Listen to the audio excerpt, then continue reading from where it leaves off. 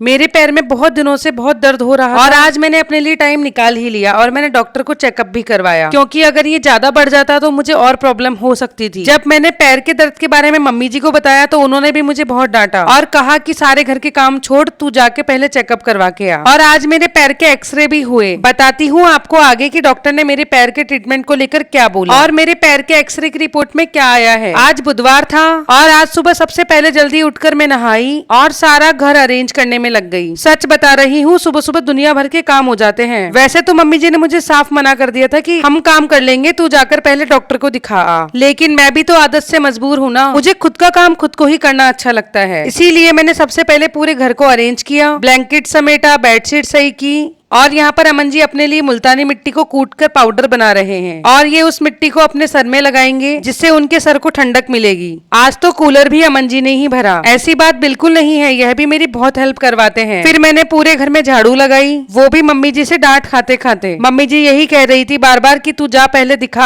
आ। मैंने भी कह दिया नहीं मम्मी जी, पहले मैं थोड़ा बहुत काम करूंगी फिर ही जाऊंगी। और ये देखो अमन जी को, इन्होंने तो मुल्तानी मिट्टी सर के साथ साथ मुंह पर भी लगा ली और ये एकदम चुप इसीलिए खड़े हैं क्योंकि बोलने से इनकी स्किन खिंचेगी। ऐसी स्थिति में मैं इनसे मजाक कर रही थी कि चलो बच्चों को डराते हैं, लेकिन हमारे घर के बच्चे तो बहुत ज्यादा होशियार निकले। बच्चे तो कहने लगे मामा जी आप तो एकदम मजाकिया भूत लग रहे हो। भाई आजकल के बच्चों का तो क्या ही कहना। मैंने तो बहुत कोशिश की थी कि बच्चे डर जाएंगे, लेकिन बिल्कुल ना डरे। बच्चों के साथ ये मस्ती मजाक करके मैंने आटा छाना और फिर डस्टिंग करने लग गई। झाड़ू लगाने के बाद अगर मैं डस्टिंग ना करूँ तो मुझे लगता है कि एक बहुत बड़ा काम अधूरा छूट गया। इसीलिए मैं रोजाना पूरे घर की डस्टिंग करती हूँ। किचन की गैस साफ की और दूध गर्म होने को रखा, क्योंकि मम्मी जी ने साफ साफ कह दिया था अगर रोटियां बनाई तो मुझसे बात मत करना, क्योंकि मैं लेट पर लेट हो रही थी और डॉक्टर के नहीं जा रही थी। फिर मैंने किचन की स्लैब अच्छे से साफ की जिससे मम्मी जी को आगे ज्यादा काम नहीं करना पड़े। मेरी हमेशा यही कोशिश रहती है कि मेरे होते हुए घर के सारे काम मैं ही निपटा लूं। किचन की स्लैब साफ करने से भी मम्मी जी को बहुत आराम मिल जाएगा और उन्हें सिर्फ रोटियां सेकनी पड़ेगी, क्योंकि बर्तन साफ करने के लिए मेरी नंद ने कह दिया था कि भाभी आप बर्तन छोड़ देना, बर्तन मैं ही साफ कर लूंगी। फैमिली बहुत सपोर्टिव है मेरी, लेकिन मैं उनको काम करते हुए नहीं दिखाती तो आपको लगता है कि मैं अकेली ही काम करती हूँ। हाँ मेरे काम तो मैं खुद ही करूंगी ना।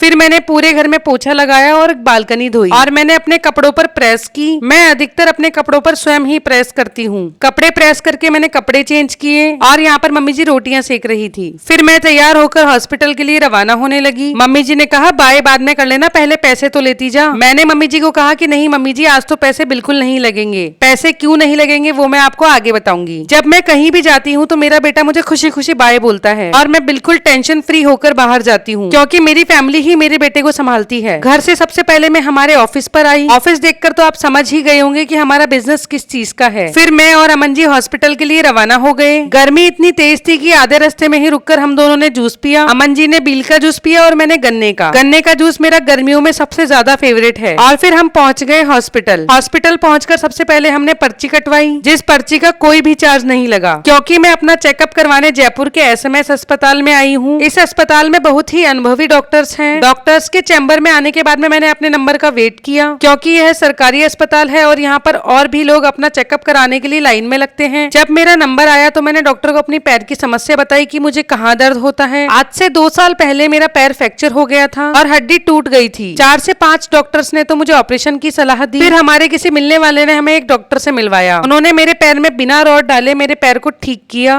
पैर की हड्डी तो लगभग जुड़ ही गई, लेकिन दर्द आज तक भी नहीं गया और घर पर इतना काम होने के कारण पैर का दर्द और बढ़ गया। डॉक्टर ने मेरे पैर को अच्छे से चेक किया और फिर मेरे पैर की समस्या मुझे बताने लगे। मुझे दर्द घुटनों में होता है, लेकिन डॉक्टर ने कहा कि पैर में फ्रैक्चर होने के कारण यह दर्द जल्दी से नहीं जाता है, तो आप सबसे पहले एक्सरे करवा लो। अगर और कोई समस्या होगी तो वह एक्सरे में दिख जाएगी। डॉक्टर के कहे अनुसार मैं एक्सरे करवाने के लिए आ गई और सरकारी अस्पताल की सारी कागजी कार्रवाई पूरी करके फाइनली मैं एक्सरे रूम के बाहर आके लाइन में लग गई। यहाँ पर मेरे जैसे और भी पेशेंट थे और एक भैया का तो पैर भी फ्रैक्चर हुआ था। थोड़ी देर लाइन में लगने के बाद में मेरा नंबर आया और एक्सरे रूम में जाकर मैंने वहाँ बैठे स्टाफ के कहे अनुसार अपने पैर का एक्सरे करवाया। उन्होंने 2 से 3 एंगल्स में मेरे पैर का एक्सरे किए और लगभग 3 से 4 मिनट में मेरे एक्सरे भी कंप्लीट हो गए। आधे घंटे बाद में एक्सरे की रिपोर्ट को पिक किया और डॉक्टर को दिखाया। डॉक्टर ने गर्म और ठंडे पानी में सेक करने के लिए कहा है और ज्यादा चलने के बाद में बर्फ से सेक करने को कहा है। डॉक्टर को चेकअप करवाकर हम घर के लिए रवाना हो गए।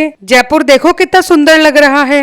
जो लोग मेरी वीडियो जयपुर से देख रहे हैं वो मुझे कमेंट करके जरूर बताना। घर जाते हुए मैंने सभी बच्चों के लिए लॉलीपॉप खरीदी और गर्मी इतनी ज्यादा होने के कारण मैं बहुत थक गई थी, इसीलिए मैं घर पर आकर सो गई। अगर आज मैं आराम नहीं करती तो मैं और ज्यादा बीमार पड़ सकती थी। आज तो मैं दिन में पूरे 3 घंटे सोई हूँ। आज पता नहीं कैसे टाइम मिल गया, और दिन तो मुझे टाइम ही नहीं मिलता। शाम को मम्मी जी ने साफ मना कर दिया था कि आज खाना हम ही बना लेंगे, और जब मैं काम नहीं करती और घर में कोई और काम कर रहा होता है तो मुझे चैन बिल्कुल नहीं पड़ता। आज मेरी बड़ी नंद हम सभी के लिए जो की राबड़ी बना रही थी। दीदी ने राबड़ी में डालने के लिए प्याज भी काटे। फिर मैंने सोचा कि मैं रोटियां बना लेती हूँ, लेकिन दीदी ने साफ मना कर दिया। आज तो मुझे लगता है कि मेरे काम की तो छुट्टी ही हो गई है। अरे भाई, मुझे ऐसे चैन नहीं पड़ता है। फिर मैं क्या करती, अब दीदी के पास खड़ी होकर थोड़ी देर बातें की, क्योंकि मुझे आज घर वाले काम ही नहीं करने को दे रहे थे। दीदी से बातें करते हुए मैंने सभी बच्चों से पूछा कि तुम्हें क्या खाना है। बच्चों ने कहा आज हम मीठे चावल खाना चाहते हैं। फिर मैं दीदी के खाना बनाकर हटने का इंतजार करने लगी। खाना बनाते हुए दीदी और मैंने इधर उधर की खूब सारी बातें की। सच में मेरी फैमिली बहुत कोऑपरेटिव है। मेरी फैमिली मेरे दर्द, मेरी फीलिंग्स को भी समझती है, लेकिन पता नहीं मेरे साथ ही ऐसा क्यों होता है। मुझे किसी से काम करवाना बिल्कुल अच्छा नहीं लगता है। मुझे लगता है कि यह मेरा काम है और यह मुझे खुद को ही करना चाहिए। खाना बनाकर मेरी दीदी ने बर्तन साफ किए और फिर किचन की स्लैब मैंने साफ की। कम से कम किचन की स्लैब साफ करने को तो मिला,